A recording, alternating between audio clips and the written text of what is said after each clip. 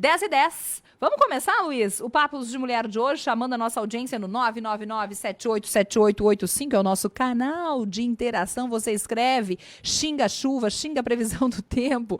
Pode xingar, a gente não tem problema nenhum. Eu só posso dizer uma coisa, eu avisei. Eu avisei que vinha essa chuva, você que não acreditou. Manda aí sua mensagem pra gente. Tá chegando a doutora Débora Bolse de Vasconcelos. Saúde da Mulher, com a médica Débora Bolse de Vasconcelos. Bom dia, Aline. Bom dia, ouvintes do Papos de Mulher. Aqui quem tá falando é a doutora Débora Bolse de Vasconcelos, médica ginecologista e mastologista. Hoje vou falar para vocês sobre próteses mamárias, dúvidas frequentes das mulheres. Próteses mamárias vêm sendo utilizadas frequentemente nas cirurgias plásticas. Muitas mulheres desejam ter uma mama mais modelada e utilizam as próteses mamárias. Pode fazer mamografia? É uma dúvida frequente. Sim, pode fazer mamografia, mas deve fazer incidências adicionais. Então, e também oriento, pacientes usuárias de próteses devem fazer, além da mamografia, a ecografia sempre complementar. Eu sou uma médica que laudo mamografias do Hospital Bruno Born e tenho dificuldade de avaliação da mama operada por prótese, a mama operada, não apenas por prótese, mas mamoplastia redutora também. Pacientes que têm prótese e mamoplastia redutora ou mamoplastia redutora, como aquela T, né, que elas fazem, devem fazer ecografia complementar para avaliação das mamas. Então, por quê? Para melhor avaliar o tecido mamário, que ele é remodelado na cirurgia. Pacientes que vão colocar prótese devem fazer exames prévios? Sim, sempre. Pacientes jovens devem fazer apenas a ecografia. Pacientes mais acima de 40 anos, de 35 para cima, devem fazer a mamografia e a ecografia complementar antes de colocar a prótese. Após a colocação da prótese, posso fazer exames de imagem quando? Pelo menos esperar de 6 a 1 ano, 6 meses a 1 ano. Tem que esperar após a colocação da prótese para fazer exames de imagem. Prótese causa câncer? Não, prótese não causa câncer. Apenas causa alguns tipos de tumores raros que são chamados linfomas. É uma doença rara, mas ocorre em usuários de prótese. Então, fica a dica. Procure sempre avaliar com o seu médico, procure avaliar com o seu plástico ou com o seu mastologista, sempre fazer uma avaliação de controle dessa prótese, avaliar se a prótese, também uma outra dica que eu dou é guardar o nome da prótese que foi colocada como checklist. Isso é super importante, porque se um dia acontecer algum problema naquela prótese, por exemplo, que ocorreu naquela prótese holandesa, naquela prótese francesa, que teve risco de ruptura, vai ser feito um recall, é que nem de carro. Então, é importante guardar o nome da prótese colocada. Pergunte para o seu plástico qual prótese que foi colocada. E um abraço a todas e fica a dica, ame-se, cuide-se. 10h14, 20,2 a temperatura, intervalo comercial e daqui a pouquinho a gente volta para conhecer um pouquinho mais da Angélica, da Caoba, parceira aqui do Papos de Mulher.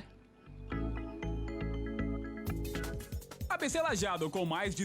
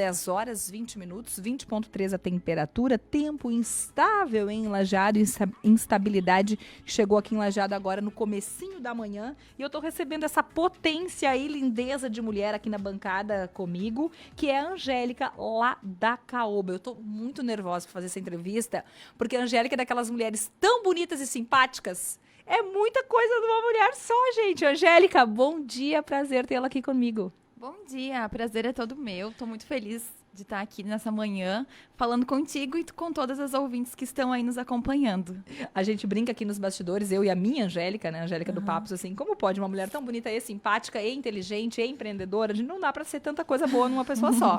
Angélica, conta pra gente, eu dizia já na outra semana, feliz da chegada dessa parceria, falava um pouquinho da Caoba, mas conta pra gente, o que é a Caoba? Então, vou contar um pouquinho aqui pra vocês, porque a Caoba, eu sempre falo, é mais do que uma loja de roupas, né? A gente transforma aquele ambiente numa experiência. Então, a gente se preocupa muito, né? Onde a cliente, a amiga, a pessoa que entrar lá dentro realmente vive uma experiência diferente. Por isso, a gente cuida de todos os detalhes, né? A curadoria, o ambiente, o atendimento consultivo. Então, realmente, esse que é o grande foco e é disso que a Caoba se trata. E quando a moda chegou na tua vida, na tua jornada? Então, a moda sempre, eu acho que sempre teve na minha vida, assim, desde criança, minha mãe sempre fala que eu sempre gostei, sempre queria estar arrumada, isso veio da minha avó. Minha avó sempre me incentivava. Eu lembro que ela falava assim, Angélica, tu colocou o brinco, como é que tu vai sair sem brinco de casa?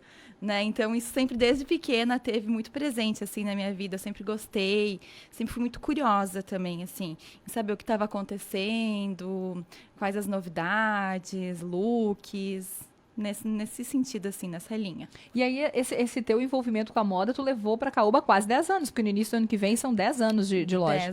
10 anos. Sim, começou lá em 2014, né? Eu não sou daqui, eu sou natural de Arvorezinha. E aí eu sempre, como falei, gostei disso. Então, o meu sócio tinha loja de roupas, tem, na verdade.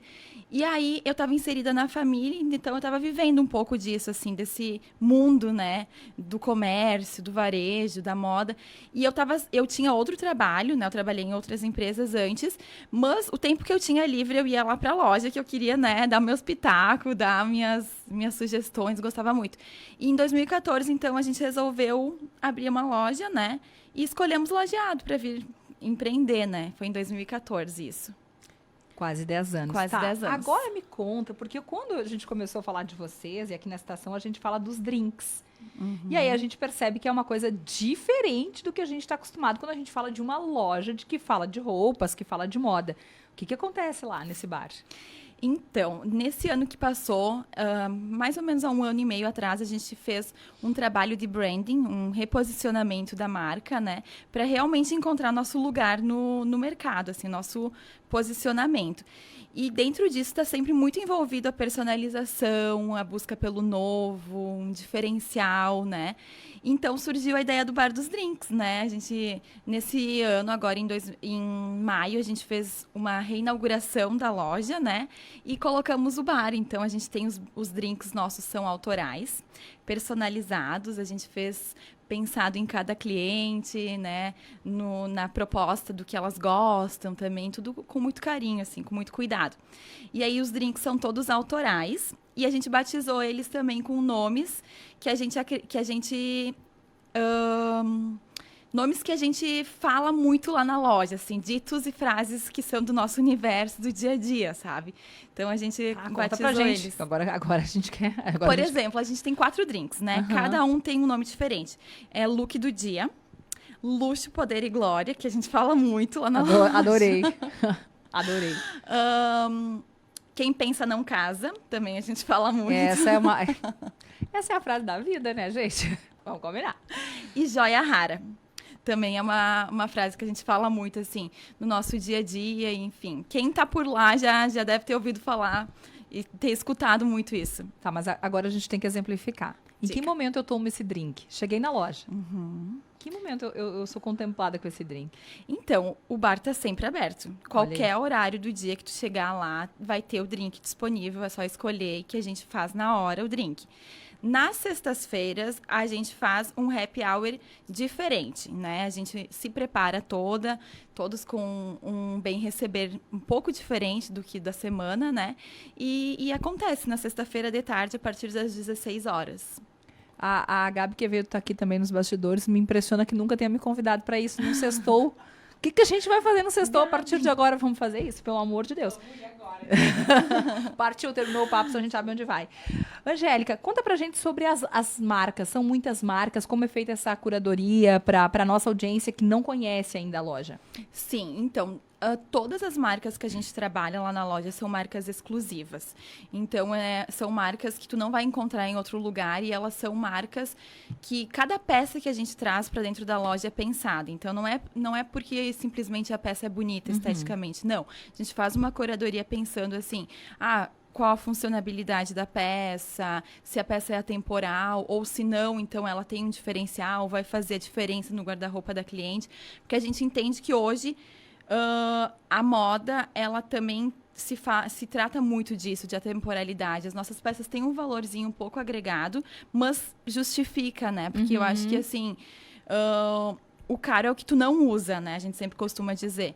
Então, as nossas marcas, elas trazem muito também esse diferencial da exclusividade e da temporalidade. Então, a gente trabalha com Luísa Barcelos, com Luísa Werner, Iorani, Patibo, que é uma marca que vestiu a Beyoncé agora. Então, assim, são marcas realmente que transitam nas melhores blogueiras do Brasil. E está disponível aqui em Lajeado, então... Aqui, pertinho da gente. Aqui, pertinho, na Caoba. E o couro, hein? Vamos usar couro no verão também? Sim. Isso é uma pergunta que muitas clientes até nos fazem. Mas e o couro no verão, né? Usa, não usa? E o couro, ele é uma pele, né? Então, aparentemente parece que vai ser quente, né? Mas ela transpira.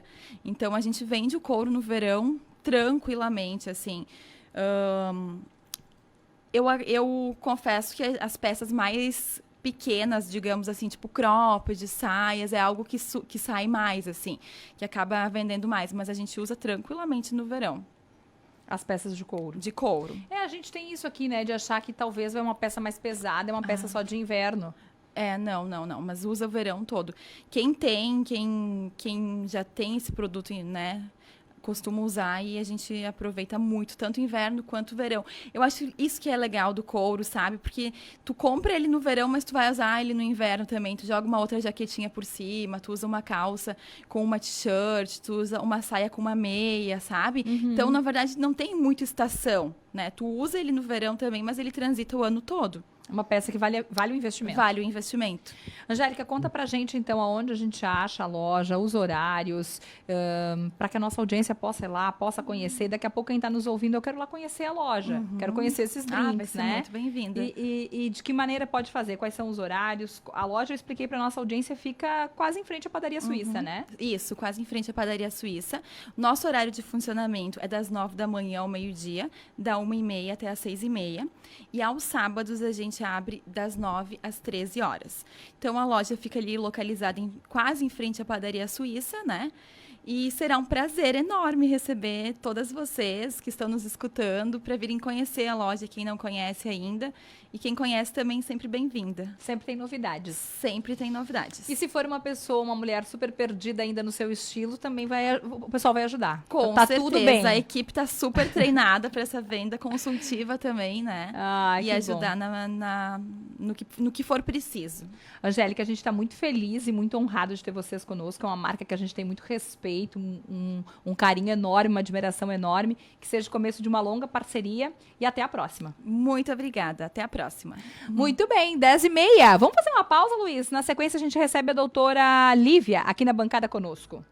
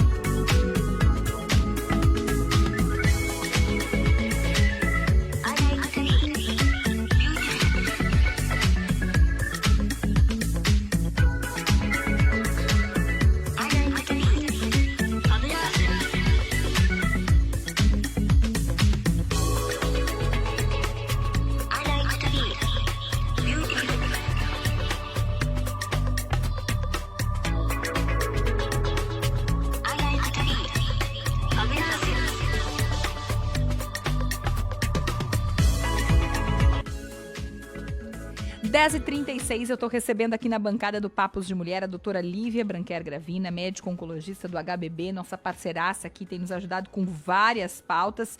Afinal de contas, a gente tem dito sempre, né, mas mais agora, nos últimos anos, que se a prevenção é a forma de salvar as vidas, de que as pessoas tenham uma cura, a forma de fazer isso é através da informação, né? A gente vai tentando levar a informação da melhor maneira possível para a audiência. E olha que só o programa Papos de Mulher tem 10 anos, então é super recente essa nossa história aqui, né? Uma década. E nós falávamos pouco há 10 anos sobre. Já foi uma revolução ao longo desses 10 anos. Imagina 20, 30 anos, como era falar sobre câncer, sobre prevenção, sobre diagnóstico em espaços tão democráticos como é o rádio. E a doutora Lívia, a gente chamou ela no sábado, ela veio até no sábado. Doutora, bom dia, prazer tê-la conosco aqui na bancada. Bom dia, Aline, bom dia, ouvintes. É um prazer, uma honra e eu agradeço muito o convite de estar aqui. E sim, estamos no sábado, a gente não para. Doutora, olha só, a gente fica muito feliz de recebê-la e eu vou começar fazendo uma pergunta que eu até fiz esses dias no Panorama, que é sobre a sensação que a gente tem do número aumentado de casos de câncer. E eu falo sobre isso contando para nossa audiência. Eu estive no hospital esses dias para gravar com a doutora Lívia e a gente chegava, para quem não tem não está no tratamento, não tem um familiar ou um amigo próximo passando, a gente não faz ideia de como é. E eu dizia para a doutora, nossa, tinham muitos pacientes. A doutora estava com a tarde cheia. Eu recordo que eu perguntei para a pessoa da recepção quando que a doutora ia se liberar, que eu queria falar com ela, queria dar um oi, e a profissional que me recebia disse, olha, ela tem 25 pessoas.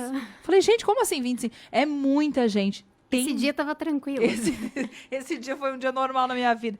Tem muitos casos, doutora? Tem muitos casos e, infelizmente, como a gente comentou no último programa que eu estive aqui, os casos estão, sim, aumentando. A gente tem um aumento da incidência. Lembra que a gente conversou pelo menos aí alguns fatores importantes, né? O envelhecimento da população, com certeza, é um deles, né? A gente tem, sim, o diagnóstico mais precoce e métodos mais precisos de diagnóstico, então, fazendo mais diagnóstico do que a gente fazia alguns anos atrás, mas a gente tem também os hábitos de vida, né? Que é super importante da gente lembrar. Então, o câncer relacionado a hábitos de vida, ele é em torno aí de 90% de todos os casos. Então, é um conjunto. É claro que não vai ter assim, vou fazer tudo bonitinho, eu tenho garantia 100%, né? Fiz o checklist ali, gabaritei o checklist, não vou ter câncer. Mas esses cuidados a gente precisa relembrar sempre. Então, tem alguns tipos de câncer que estão aumentando. Por exemplo, colo retal, né? Câncer do intestino grosso, que é o cólon e reto. E esse tipo de câncer está muito relacionado também a hábitos de vida, sedentarismo, alimentação, enfim. Então, esses 3 fatores principais, infelizmente, levam ao aumento da incidência do câncer. E o que a gente pode realmente atuar, porque envelhecer, todos nós queremos envelhecer, né? Então, vai ser aí da vida a gente ter alguma dificuldade, enfim, a medicina está aí também para ajudar, como a gente vinha falando.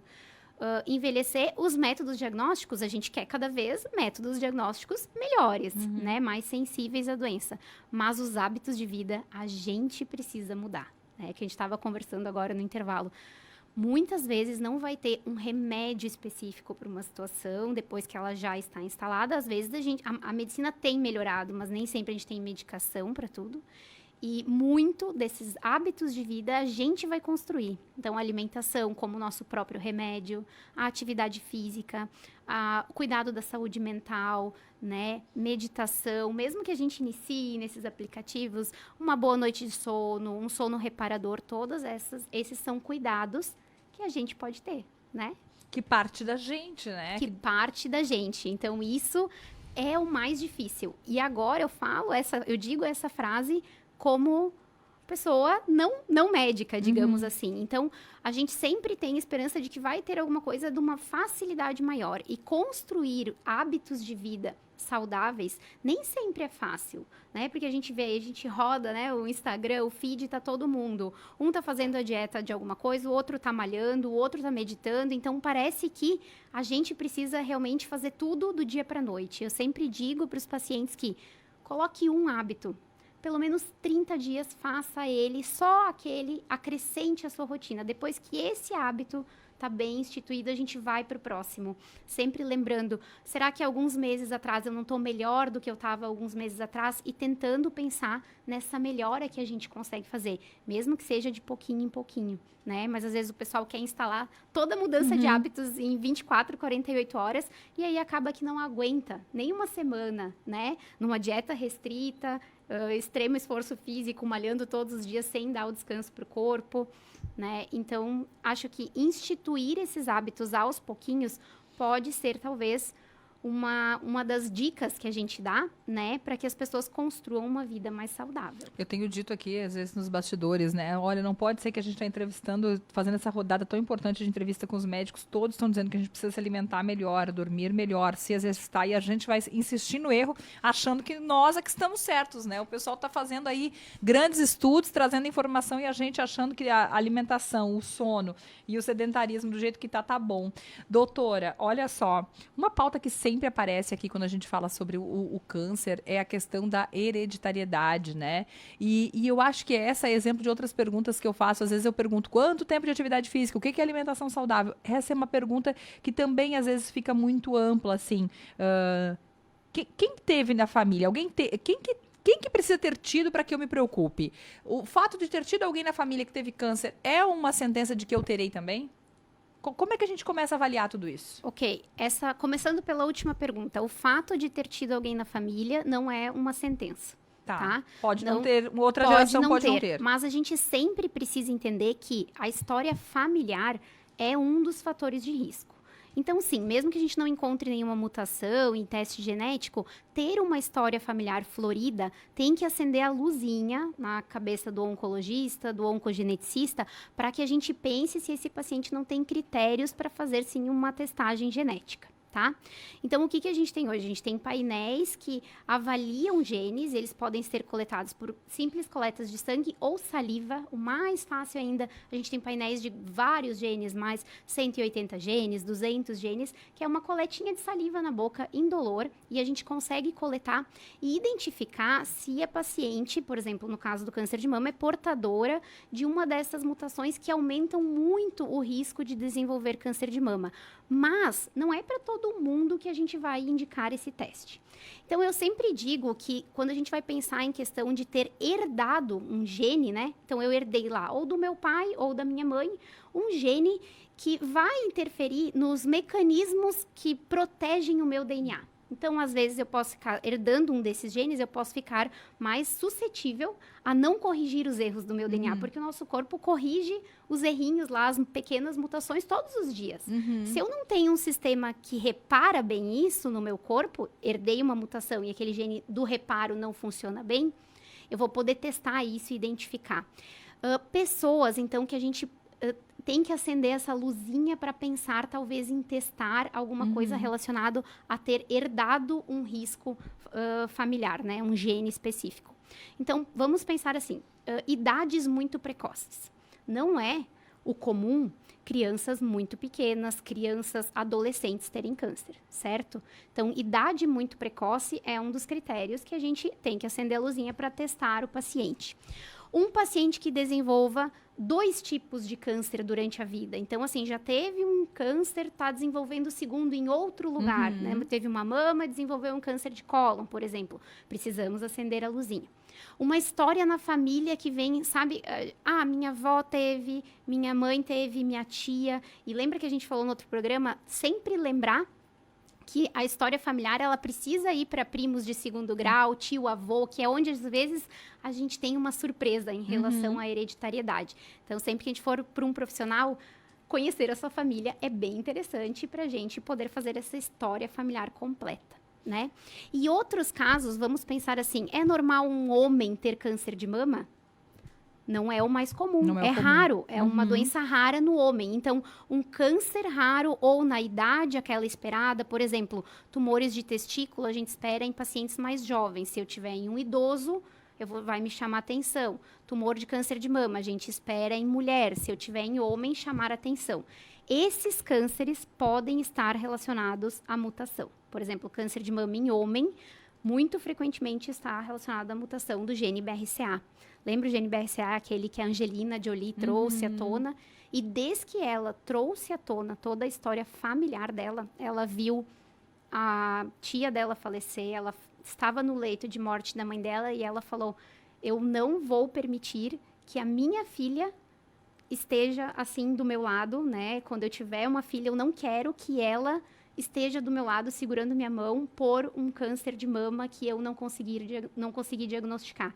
Então, ela lançou ao mundo toda essa questão da testagem genética. Ela é mastectomizada, ela tirou as 2 mamas, né? Para diminuir o risco, porque ela é portadora de um gene relacionado ao câncer de mama e ovário, que é o BRCA.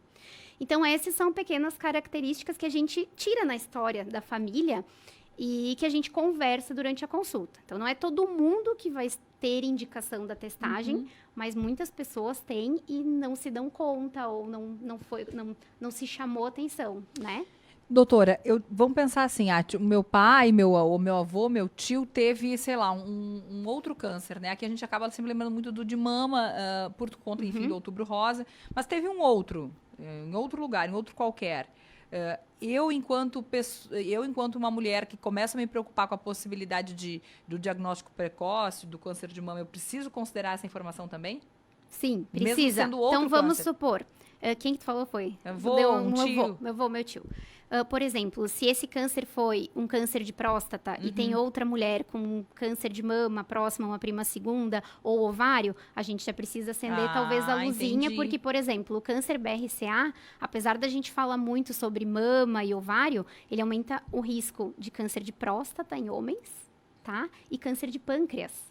Então, às vezes, a gente vê que tem aquela história toda que é o vô, o pai, e depois pula, não tem uma mulher na família, mas daí começa lá numa neta com câncer de mama, e a gente precisa olhar, quando a gente desenha a árvore da família, a gente olha todas essas situações.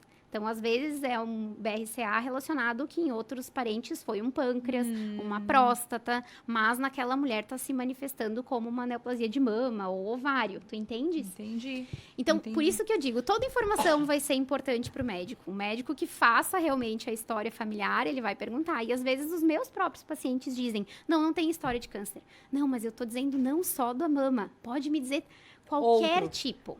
Mas, por exemplo, se esse tio ou esse avô teve um câncer de pulmão e ele foi lá nos 50, 60 anos após uma vida inteira de tabagismo, de carga tabágica, aí esse fator de risco já é muito mais relacionado ao componente ambiental do cigarro. Muito certo? mais ao estilo de vida que essa pessoa teve. Isso. Então, quando a gente avalia isso, através da nossa formação ali em hereditariedade, a gente aprendeu como identificar pontos importantes que vão gerar a indicação ou não de testagem dos pacientes, de fazer o teste. Doutora, quando que eu consulto um oncologista com essa demanda? Quando que eu... Demanda de prevenção? É, isso aí. Quando você quiser.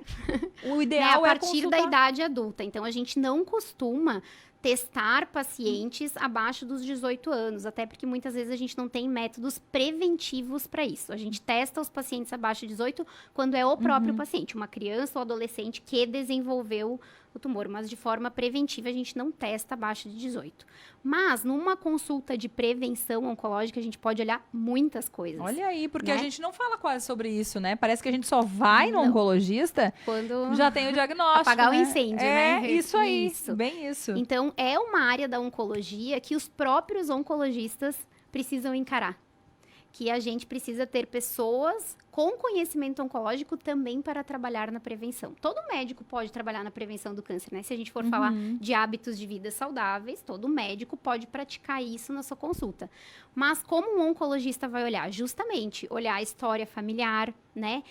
E olhar mais especificamente os fatores também de exames de rastreamento. Então, aquilo que a gente trouxe no último programa, fazer uma colonoscopia, agora a gente já sabe que é a partir dos 45 anos. O oncologista, ele pode identificar se teve alguém na família com um tipo de câncer, normalmente, em uma idade mais jovem, normalmente o rastreamento, ele vai ser feito 10 anos antes para aquele tumor do que o familiar teve o diagnóstico. Deixa eu explicar, dar um exemplo. Se eu tive um irmão aos que diagnosticou um câncer, por exemplo, de intestino aos 50 anos, eu tenho que fazer minha colonoscopia a partir dos 40. Entendeu? 10 anos antes do diagnóstico. Perfeito. Tá? Se eu tive uma história ali, minha mãe teve diagnóstico de câncer de mama aos 48 anos. Eu tenho que fazer minha mamografia, a gente preconiza em torno aí já de uns 10 anos antes. Então, não vai ser aos 40, vai ser aos 38. A gente já puxa um pouquinho mais isso. Então, na prevenção na consulta oncológica de prevenção, a gente vai ter essas nuances também de quando indicar um rastreamento de forma mais precoce, de acordo com o risco. Doutora, na tua experiência lá na tua prática no dia a dia, com esse turbilhão de informações que a gente está vivendo, os pacientes teus, eles começam a interagir mandando abraços, tá? Querida, muito querida, baita profissional com seus pacientes. A Fernanda aqui mandou mensagem E um abraço para eles também, todos que estão escutando. Ah, que delícia. Com esse turbilhão de informações que a gente está vivendo, ainda a gente tem diagnóstico de pacientes que chegam assim com uma fase da doença avançada, agressiva, ainda é uma constante? Ainda é. Eu digo que, principalmente no sistema público, que a gente tem muitas vezes, assim, um atraso, às vezes no rastreamento, nos exames, né? A gente tem, sim, visto casos ainda avançados, né? Eu diria que eles ainda são a maioria, na grande parte dos tipos de câncer. Mama, talvez, é um dos que a gente tem visto uma mudança nisso. Então, a gente tem visto cada vez mais casos no estágio 1, que é o estágio bem inicial, né? Então, como a gente falou, a gente, às vezes, nesses casos, consegue poupar o paciente de um tratamento mais intenso, mais agressivo, né? Mas sim, é uma constante. Tem alguns tipos de cânceres aí que a gente vê casos já bem avançados. Às vezes, por exemplo, cólon e reto, que o paciente deixa lá um sintoma, às vezes 1 ano, 2 anos, porque acha que é normal, né? Um sangramento nas fezes, uma dificuldade para evacuar. É normal, eu sempre fui constipada, eu sempre fiquei 5, 6 dias sem ir no banheiro. Então, para algumas pessoas, isso é normal porque faz parte da vida, mas não é o adequado. Entende? Então, às vezes, numa consulta de prevenção, essas coisas a gente consegue perceber. Porque sempre foi meu normal. Não, mas isso não é normal. O teu normal não é normal. Isso, né? E, claro, com todo cuidado, a gente pode introduzir tratamentos, terapêuticas, mudanças do estilo de vida para essa pessoa melhorar isso, né? Olha só. Doutora, por que a oncologia? Eu fiz essa pergunta também semana passada, não estava no roteiro, fiz para o doutor Rafael. Por que escolher essa área? Então, na verdade, o meu contato com a oncologia foi já no 4º semestre de faculdade. Eu tive o prazer de ter um professor muito querido na faculdade. Eu sempre digo que os contatos com os professores moldam muito, né? A gente lá desde o início da faculdade. E ele era um professor que, além de administrar a cadeira de oncologia especificamente, na minha universidade eu tive, é uma das poucas do Brasil que tem, a Universidade de Caxias do Sul, que tem a cadeira de cuidados paliativos. E o meu contato mais forte com a onco, naquela ocasião, foi realmente desses pacientes, mais em estágio avançado. E esse professor fazia a gente ir para o hospital. A gente andava pelas enfermarias e as melhores histórias que eu escutei foram de pacientes oncológicos. Até hoje, eu digo, né, que às vezes até a gente fica um pouco intolerante a pequenos problemas. Porque eu digo, se alguém passasse 24 horas com a gente dentro do consultório, a gente vê histórias de superação absurdas, histórias de resiliência, ou seja, eu tenho aquele problema, como que eu vou me adaptar àquilo. Então, desde a faculdade eu tive isso e durante a faculdade eu me envolvi com liga de oncologia, liga de cuidados paliativos, trabalhos, enfim. E aí foi isso. Na minha residência de clínica, eu gostava mais dos pacientes oncológicos, né? As pessoas não queriam muito ver os pacientes oncológicos, os meus colegas. Eu roubava, né, das listas ali, deixa que eu vejo. E aí eu fui me envolvendo, fiz o meu primeiro estágio durante a minha residência de medicina interna na Santa Casa. Queria muito passar na Santa Casa, deu certo. Foi tudo assim, foi fluindo, sabe? Quando a gente mentaliza. E, enfim, a oncologia ela foi vindo, assim, foi entrando na minha vida e eu fui identificando e fui excluindo também as outras especialidades, mas muito disso. Eu acho que porque a gente procura desafios grandes e a oncologia é um desafio muito grande. A gente não pode dizer que, como oncologista, a gente não vivencia, assim, períodos muito difíceis. Tem dias que pra gente que é muito difícil mesmo. E, às vezes, até a família precisa compreender, o cônjuge precisa compreender, né? Os amigos precisam compreender, mas, com certeza, assim, eu acho que eu tô no lugar certo. Às vezes dá uma caída, dá um pouquinho de tristeza, mas a gente dorme, faz um sono reparador e no outro dia as ideias já estão alinhadas e a gente está pronto para ir para o consultório para melhorar. Às vezes os pacientes perguntam, né, mas será que tem chance de eu melhorar? Eu digo, olha, senão eu não tinha nem saído de casa hoje, entendeu? Para estar aqui no consultório, né? Esse é o nosso objetivo. Quando a gente não conseguir curar, a gente sempre quer curar, mas quando a gente não consegue curar, também poder amenizar da qualidade de vida, controlar cânceres. Hoje a gente tem tratamentos muito bons mesmo para doenças avançadas, né? Por isso que o povo te ama. É por isso. A gente adora falar contigo. Doutora, volte aqui mais vezes. Sempre que puder, as portas estão abertas. Obrigada por tudo. Muito obrigada. As ordens. Ai, coisa boa. Recebemos a doutora Lívia Branquer Gravina, médica oncologista do HBB. Intervalo comercial e depois tem pauta livre delas. Sou Angélica da Caoba, toda exclusiva.